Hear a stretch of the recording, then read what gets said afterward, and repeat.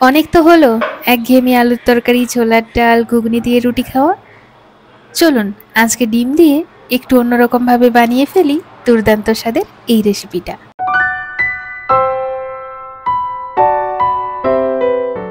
রেসিপিটি বানানোর জন্য এখানে নিয়েছিলাম দুটো কাঁচা আলু, দুটো পেঁয়াজ, একটা বড় সাইজ আর একটা একটু ছোট, আর তার সঙ্গে নিয়েছিলাম একটা ছোট্ট টমেটো।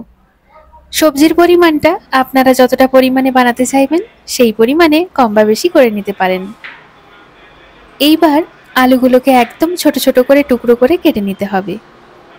মানে যতটা পরিমাণে ছোট করতে পারবেন ততই কিন্তু রেসিপিটা খেতে টেস্টি হবে, তাই বড় টুকরো করে না কাটাই ভালো। তো আমি এখানে আলুগুলোকে ঠিক এরকমভাবে ছোট ছোট কিউব করে কেটে নিচ্ছি। আর সবগুলো আলু মানে দুটো আলুই একই রকমভাবে কাটতে হবে। এবার একটা পাত্রের মধ্যে নিয়ে সঙ্গে সঙ্গে ওর মধ্যে জল দিয়ে আলুগুলোকে ভালো মতন ধুয়ে নিতে হবে। অন্যদিকে একই রকমভাবে পেঁয়াজটাকেও একদম পাতলা স্লাইস করে কেটে নেব। পেঁয়াজের পরিমাণটা আপনারা কম বেশি করে নিতে পারবেন। এখানে আমি দুটো পেঁয়াজ নিয়েছিলাম, আর একই রকমভাবে একটা ছোট টমেটোও নিয়েছিলাম, আর সেটাকেও এরকমভাবে কুচি করে কেটে নিতে হবে। এখানে সমস্ত সবজি কাটাকুটির পর্ব শেষ হয়ে গেলে তারপরে নিলাম দুটো সেদ্ধ ডিম। এটা দুজনের জন্য কিন্তু এনাফ। ডিমটাকেও একই রকম করে ছোট ছোট কিউব করে কাটতে হবে। আর এখানে কিন্তু দুটো সেদ্ধ ডিম দিয়েই এরকম অনেকটা ডিমের কুচি হয়ে যায়। তো এখানে কিন্তু দুটো ডিমকেই একই রকম ভাবে কুচি করে নিয়েছি। এরপরে রান্না শুরু করার জন্য গ্যাসের উপর একটা ফ্রাই প্যান বসিয়ে দিলাম। ওর মধ্যে প্রথমে অ্যাড করব অল্প করে তেল। ভালো করে যখন তেলটা গরম হয়ে যাবে তখন এর মধ্যে প্রথমে অ্যাড করতে হবে কুচি করা রসুন আর কুচি করা কাঁচা লঙ্কা।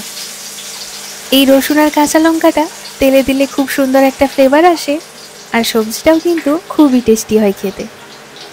তাই আমি এখানে তেলের সাথে এটাকে দিয়ে কয়েক সেকেন্ড হালকা নাড়াচাড়া করে ভেজে নিচ্ছি। রসুন আর কাঁচা লঙ্কাটা ভেজে নেওয়ার পর এবার দিয়ে দেব কুচি করে কেটে রাখা আলু।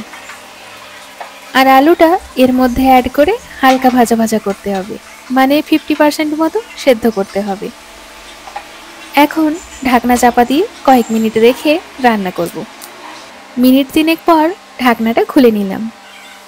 আলুর কালারটা হালকা লালচে হয়ে আসলে ওর মধ্যে অ্যাড করব পেঁয়াজ কুচি। এখানে পেঁয়াজটাকে একটু ভালোভাবে নেড়ে চেড়ে ভেজে নিতে হবে। পেঁয়াজটা হালকা হালকা ভাজা হলে তারপর অ্যাড করব টমেটো কুচি। তার সাথে গুঁড়ো মশলার জন্য অ্যাড করব স্বাদ মতো লবণ, অল্প করে হলুদের গুঁড়ো, লঙ্কার গুঁড়ো, জিরের গুঁড়ো আর দিচ্ছি ধনে গুঁড়ো। সমস্ত গুঁড়ো মশলাগুলোকে দিয়ে খুব ভালোভাবে মিশিয়ে নিতে হবে। এরপর গুঁড়ো মশলাগুলিকে ভালোভাবে ভেজে নিতে হবে যাতে মশলার কাঁচা গন্ধটা পুরোপুরি চলে যায়। গুঁড়ো মশলার কাঁচা গন্ধ চলে গেলে তারপর ঢাকনা চাপা দিয়ে দেবো কিছুক্ষণের জন্য। এতে করে কিন্তু বেশ ভালো মতন সমস্ত কিছু সেদ্ধ হয়ে যাবে। তো এখানে আমি 3 থেকে 4 মিনিট পরে ঢাকনাটা তুলে নিচ্ছি। এই সবজিটা কিন্তু রাতে রুটি পরোটা দিয়ে খাওয়ার জন্য বা হাজবেন্ডের লাঞ্চ বক্সে বা বাচ্চাদের স্কুল টিফিনে রুটি পরোটা দিয়েও সার্ভ করতে পারবেন। খেতে কিন্তু খুবই টেস্টি হবে। তো এখানে সবজিটাকে খুব ভালো মতো নেড়ে চেড়ে মিশিয়ে নিয়ে দিয়ে দেবো 1 চামচ মতো আদা রসুন বাটা। এটাকে মশলার সাথে ভালোভাবে মিশিয়ে নিয়ে কষিয়ে নিচ্ছি। মশলাটা ভালোভাবে কষানো হয়ে গেলে দিয়ে দিচ্ছি স্বাদ মতো চিনি। চিনিটা কিন্তু অপশনাল, আপনারা চাইলে অ্যাভয়েড করতে পারেন। চিনিটাকেও ভালোভাবে মিশিয়ে নিচ্ছি। যখন সবকিছু ভাজা ভাজা হয়ে যাবে তখন এর মধ্যে সবশেষে অ্যাড করব ওই সেদ্ধ করে কুচি করে রাখা ডিমটা। ডিমটা এর মধ্যে সবশেষে অ্যাড করে আলতো হাতে মিশিয়ে নিতে হবে। এখন রান্না প্রায় শেষের দিকে। সমস্ত সবজির সাথে ডিমটাও হালকা ভাজা ভাজা হয়ে গেলেই রান্না কমপ্লিট হয়ে যাবে। সবকিছু খুব সুন্দরভাবে ভাজা হয়ে গেছে আর সেদ্ধও হয়েছে খুব সুন্দর। এবার সবশেষে নামানোর আগে এর মধ্যে অ্যাড করব অল্প করে ধনেপাতা কুচি, একটা সুন্দর ফ্লেভারের জন্য। তবে কেউ যদি ধনেপাতাটাকে অপছন্দ করেন তাহলে স্কিপ করতে পারেন। ধনেপাতা কুচিটা সবশেষে উপর দিয়ে ছড়িয়ে দেওয়ার পর গ্যাসের ফ্লেমটাকে অফ করে ঢাকনা চাপা দিয়ে রাখলাম কিছুক্ষণের জন্য। স্ট্যান্ডিং টাইমে প্রায় 4 থেকে 5 মিনিট। এতে করে কিন্তু ফ্লেভারটা খুব সুন্দরভাবে ব্যালেন্স হয়ে যাবে। তো এখানে আজকের এই এগ মশলা ভুনা ফ্রাই একদম রেডি হয়ে গেল।